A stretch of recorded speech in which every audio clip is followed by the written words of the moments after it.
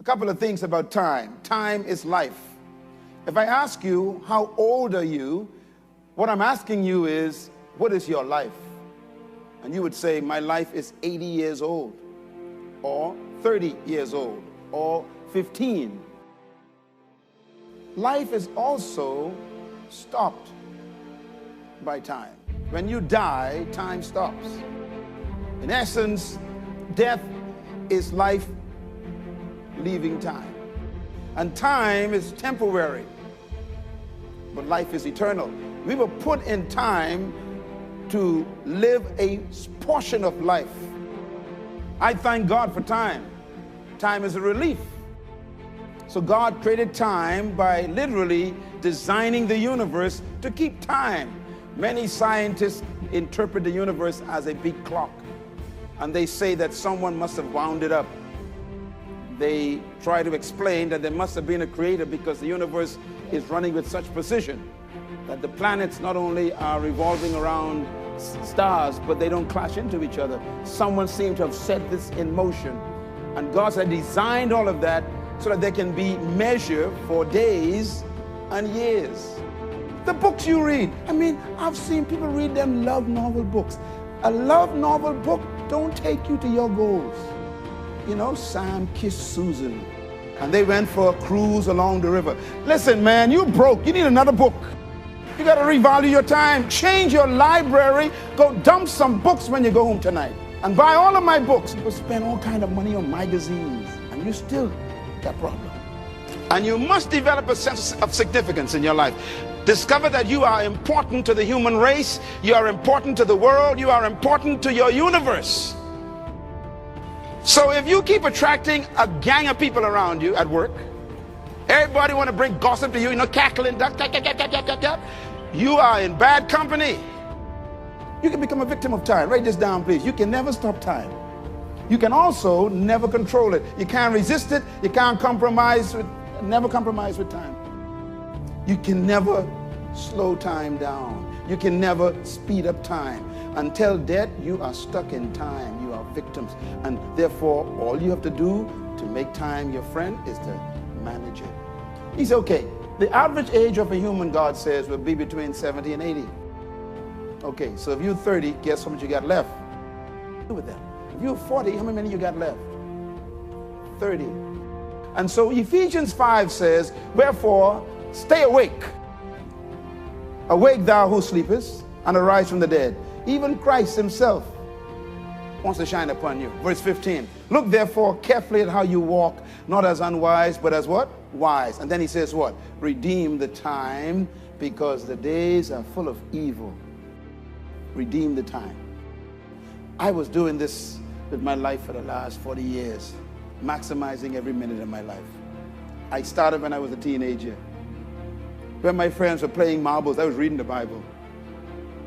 When my friends were looking for a girlfriend, I was writing songs. When people were reading magazines, I was reading scripture. So don't get jealous of me. I use my time differently. I am a product of how I use my time. Your life is how you use your time. Redeeming the time, using it properly, making sure that you invest it in a way that it benefits you. Because, you know, I was like you, and I wanted to be like, you know, I want to impress people. I want to get to give. I'm a lover, so I give to everybody. So I give to everybody who is poor, I give them. A guy come to me half drunk, he said, give me $1, I give him $1. A guy come to me smoking grass, he said, I need some food, I give him money. Your perception of who you are, you've got to change it. And most of our perceptions are other people's concepts of us, and therefore we don't have self-concept, we got other concept. You got to discover that you were born for something, some reason, there's some purpose for your life.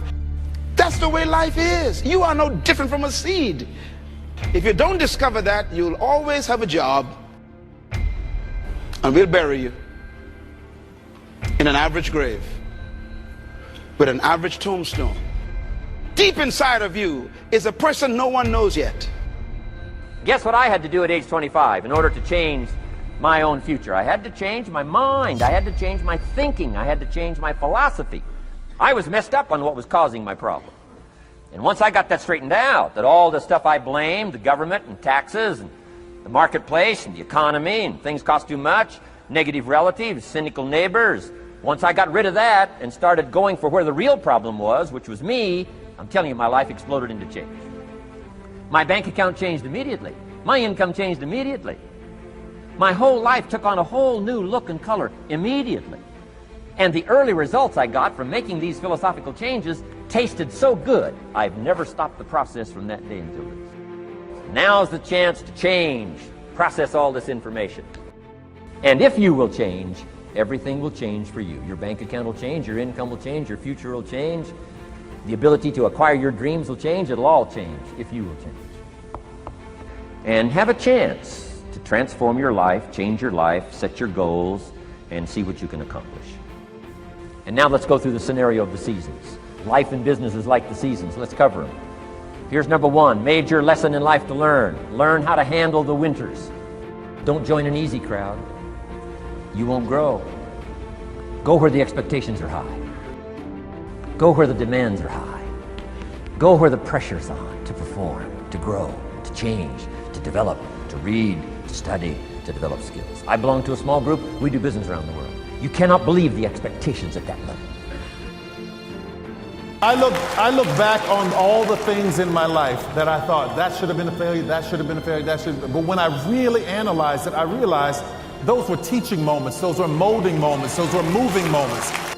And I realized, had that not happened, I wouldn't have been ready for this moment. Or had that situation not gone on, I wouldn't have been ready to go here. Had I not been able to live at that altitude, I wouldn't have been able to stand at this altitude. So what happened to me, as I look back on all those moments, I don't call them failures. I call them the grace of God, because it had brought me right where I needed to be. Don't give up. I know this sounds simple, but don't give up. If you go to bed with it and you wake up with it and you can't shake it, you go get a job and that dream is still in the back of your head. You're working for somebody else, but that dream is still in the back of your head. You're getting up every morning, 5 in the morning, going on somebody else's job. When I think about Joseph, he went through so much before he got into his promise. He was in jail. He got all these things happen to him. But when it got really bad and he gave up or wanted to give up, the dream reminded him that he can go on. So if it's in you and you can't shake it and you dream about it, and when you want to walk away from it, you still dream, that's God telling you to keep going. And if I can tell you anything else, please keep going. There are people whose lives and destiny are tied into you. Don't give up. You're going to be all right. I don't care what it looks like. It's going to be all right. Tyler, you don't understand. It's been difficult. It's been hard. God will provide. You need to be persistent. That means don't accept no as an answer.